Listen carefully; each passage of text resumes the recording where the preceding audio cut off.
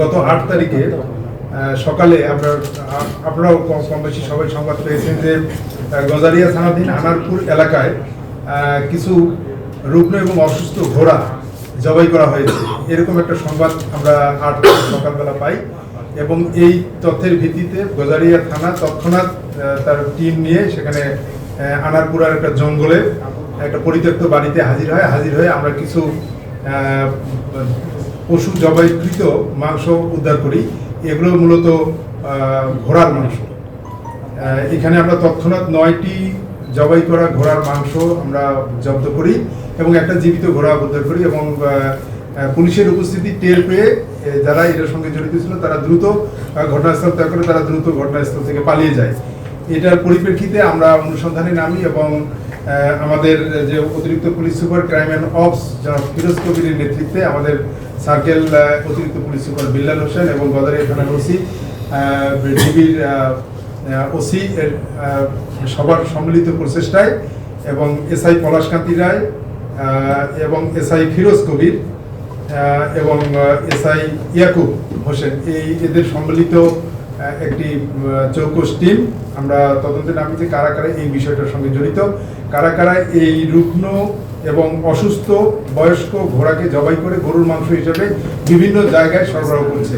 এইটার আমরা অভিযান শুরু করি এবং তারই পরিপ্রেক্ষিতে আমাদের এই ধারাবাহিকতায় গতকাল পর্যন্ত আমাদের অভিযানটা কন্টিনিউ হচ্ছে, এখনো আমাদের অভিযান কন্টিনিউ চলছে। আমরা এটার সঙ্গে জড়িত যারা আছে আমরা সবাইকেই আইনের আওতায় আনার চেষ্টা করছি। এখন পর্যন্ত আমরা এই সংক্রান্ত বিষয়ে সংশ্লিষ্ট 4 জনকে আমরা গ্রেপ্তার করতে সক্ষম হয়েছি। আমি একটু নামগুলো করি: মোহাম্মদ রুবেল, মোহাম্মদ সৌরভ, সোহেল গাজী এবং ইয়াসিন আরাফাত।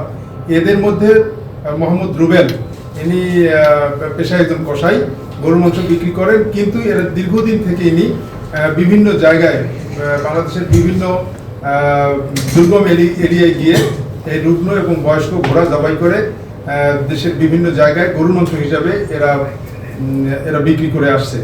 এই রুবেলের নেতৃত্বে যে অন্যান্য যারা আছে সৌরভ, সোহেল এবং ইয়াসিন, এর একটা সিন্ডিকেট।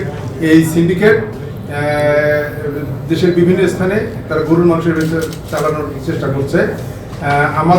আমরা আপনাদের সামনে উপস্থিত হয়েছি এই কারণে যে এই বিষয়টি একটা গুরুত্বপূর্ণ বিষয় এবং একটা সচেতনতামূলক একটা বিষয় যে বাংলাদেশে গরুর মাংস হিসেবে অনেক জায়গায় কিন্তু ঘোড়ার মাংস বিক্রি হচ্ছে এবং সেই ঘোড়াগুলো খুবই রুগ্ন এবং অসুস্থ এবং বয়স্ক ঘোড়া। এবং এই জবাইকৃত 9টি ঘোড়ার মধ্যে একটা ঘোড়ার পেটে বাচ্চা পাওয়া গেছে।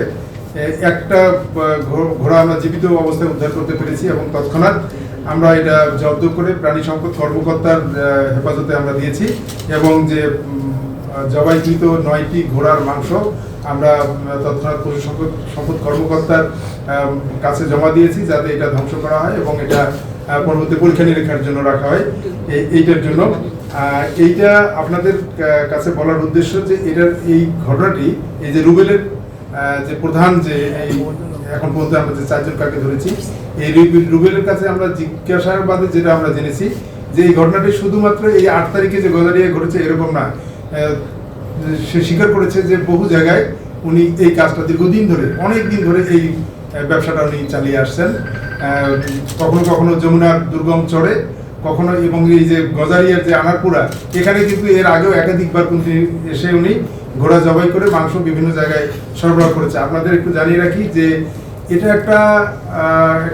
একটা সিন্ডিকেটের মতো একটা গ্রুপ ঘোড়া সংগ্রহ করে, বিভিন্ন জায়গা থেকে ঘোড়া সংগ্রহ করে। আর একটা গ্রুপ আছে যে তারা কসাইকে ইনফর্ম করে যে কোথায় জবাই করা হবে এবং সেই দুর্গম এরিয়ায় বিশেষ করে গাজীপুরের বিভিন্ন জঙ্গলে এর আগে গাজীপুরে এই সংক্রান্ত কিন্তু অভিযান পরিচালিত হয়েছে এবং আসামি গ্রেপ্তার হয়েছে।